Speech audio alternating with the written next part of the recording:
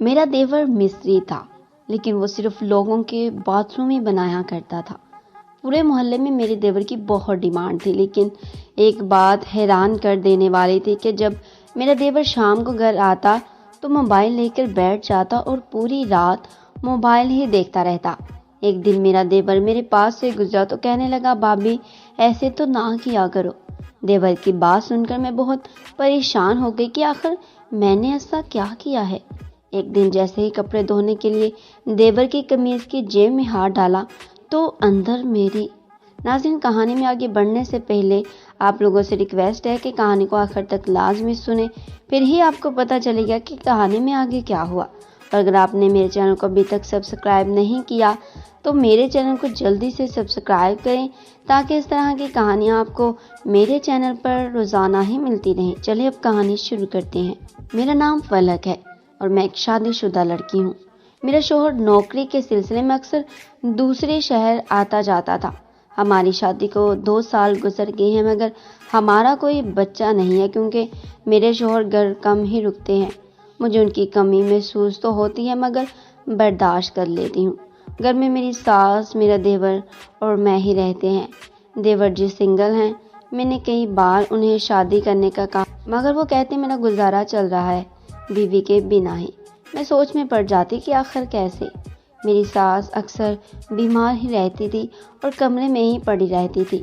گھر کے سارے کام میں ہی کرتی تھی۔ میرا دیور مستری تھا، لیکن وہ صرف باتھ روم بنانے کا کام کرتا تھا۔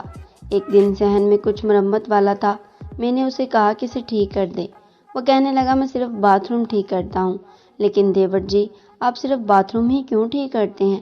میں نے پوچھا تو وہ کہنے لگا، بھابھی جی کبھی اپنا ٹھیک کرنے کا موقع دے، پھر آپ کو معلوم ہو جائے گا میں صرف وہی کیوں ٹھیک کرتا ہوں۔ اتنا کہہ کر وہ وہاں سے چلا گیا کام پر اور میں گھر کے کاموں میں مصروف ہو گئی۔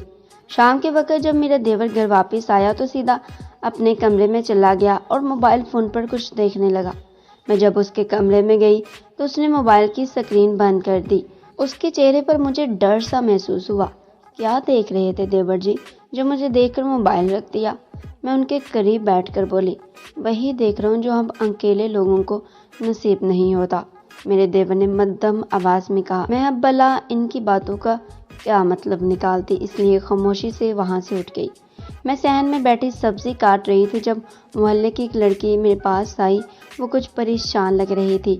تم پریشان کیوں ہو؟ میں نے پوچھا تو وہ کہنے لگی، بھابھی ایک لڑکا مجھے میسج کر رہا ہے اور وہ والے کام کرنے کو کہہ رہا ہے۔ کہتا ہے اگر میری بات نہ مانی تو میں تمہاری ویڈیو نیٹ پر لگا دوں گا۔ اس کی بات سن کر میں پریشان ہو گئی اور سوچنے لگی اس کی ویڈیو اس لڑکے کے پاس کیسے گئی ہوگی۔ یقیناً اس کا کوئی بوائے فرینڈ ہوگا۔ پھر ملنے جاؤ گی؟ میں نے پوچھا اور بولی، ہاں جاؤں گی۔ اس نے کہا، اچھا جب جاؤ گی تو اس لڑکے کے ساتھ ایسا کرنا، دیکھنا وہ تمہاری ہر بات مانے گا، وہ ویڈیو ختم کر دے گا۔ میں نے اسے ایک پلان بتایا۔ وہ خوش ہو کر وہاں سے چلی گئی۔ میں کھانا بنانے لگی اور میرا دیور بھی کہیں چلا گیا۔ رات کو جب گھر واپس آیا میں اسے کھانا دینے جب اس کے کمرے میں آئی تو اس کی حالت خراب لگ رہی تھی۔ مجھے دیکھ کر کہنے لگا، بھابھی آپ نے اچھا نہیں کیا میرے ساتھ۔ کیا مطلب؟ میں کچھ سمجھی نہیں۔ میں نے حیرت سے پوچھا۔ کچھ نہیں، آپ نہیں سمجھے گی۔ اتنا کہہ کر وہ وہاں سے چلا گیا۔ میں جب اپنے کمرے میں گئی تو دیکھا باتھ روم کا دروازہ بند ہے۔ میں اسے کھول کر اندر چلی گئی۔ اس کی کنڈی ہلکی تھی۔ میں نے جیسے ہی باتھ روم میں قدم رکھا اپنے دیور کو نہاتا دیکھ کر میرا منہ کھلے کا کھلا رہ گیا۔ وہ سچ میں جوان اور سمارٹ لڑکا تھا۔ میں آنکھیں بند کر کے کمرے سے باہر آ گئی مگر میرا دل دھڑک رہا تھا۔ مجھے کچھ ہونے لگا تھا۔ کہیں ماں سے اپنے شوہر سے دور تھی۔ سوچا اپنے دیور جی کے ساتھ کیوں نہ، مگر پھر اپنی سوچ بدل دی کیونکہ میں پہل نہیں کرنا چاہتی تھی۔ میرے دیور جب نہا کر باہر آئے تو مجھے کہنے لگے، سوری مجھے بتانا یاد نہیں رہا آپ کو کہ میں آپ کا باتھ روم استعمال کرنے والا ہوں۔ میں نے انہیں کوئی جواب نہیں دیا کیونکہ مجھے شرم آ رہی تھی۔ میں خاموشی سے کمرے میں واپس آ گئی۔ میرے ذہن میں دیور جی ہی گھوم رہے تھے۔ میں جب ان لمحوں کو یاد کر رہی تھی تب میرا دھیان وہیں ٹھہر گیا جب میری نظر دیور جی کے سینے پر موجود ناخنوں کی نشانات پر پڑی تھی۔ مجھے لگ رہا تھا وہ کسی کے ساتھ کچھ کر کے آئے تھے۔ پھر یہ سوچ کر خاموش ہو گئی، ان کی زندگی ہے جو چاہے کریں، مجھے اعتراض نہیں ہونا چاہیے۔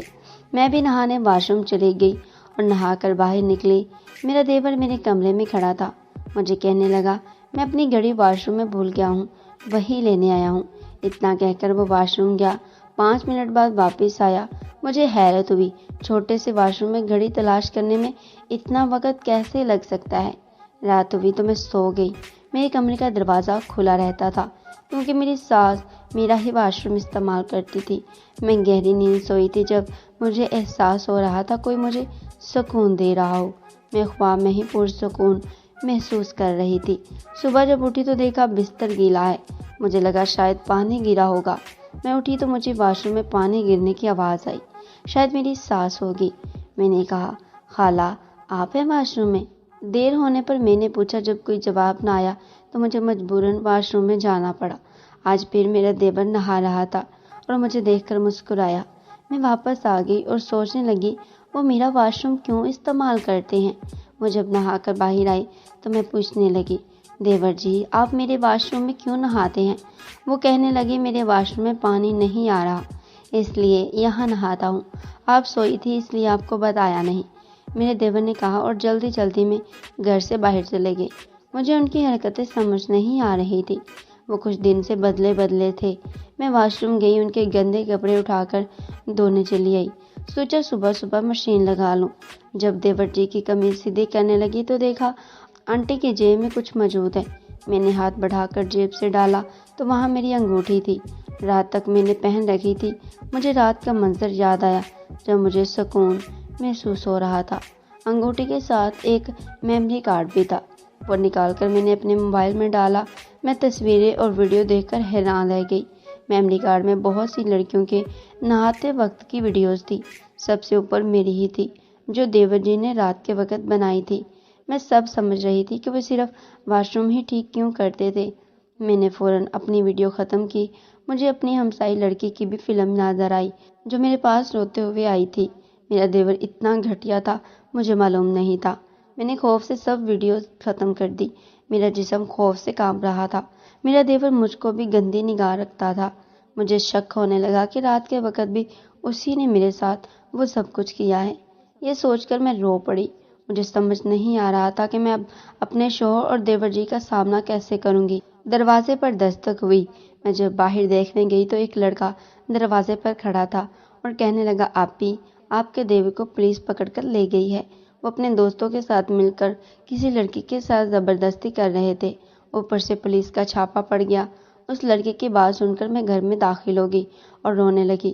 2 نفل توبہ کے پڑھ کر اللہ سے معافی مانگی کیونکہ میں بھی اپنے دیور کو دیکھ کر بہک گئی تھی، مگر وہ ویڈیو دیکھ کر میری آنکھیں کھل گئی تھی۔ میرا شوہر جیسا تھا اچھا تھا۔